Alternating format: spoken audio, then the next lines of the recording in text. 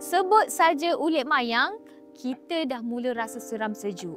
Ulit mayang adalah satu tarian memanggil roh yang wujud sejak ratusan tahun dulu di pesisir pantai Terengganu.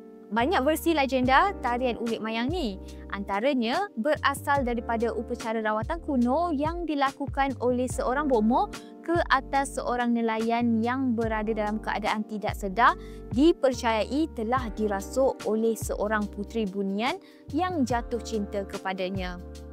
Tarian yang unik, penuh lemah gemalai dan penuh simbol dan mistik. Ada 7 puteri dalam lagu ni, tapi kalau perasan lagu ni hanya menyebut puteri bunian bernombor genap sahaja.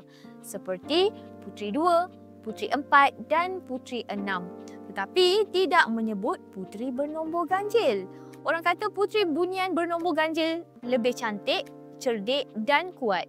So bila seru, boleh mengundang kemarahan mereka.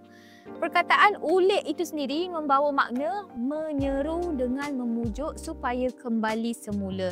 Dan ini merujuk kepada makhluk halus lah.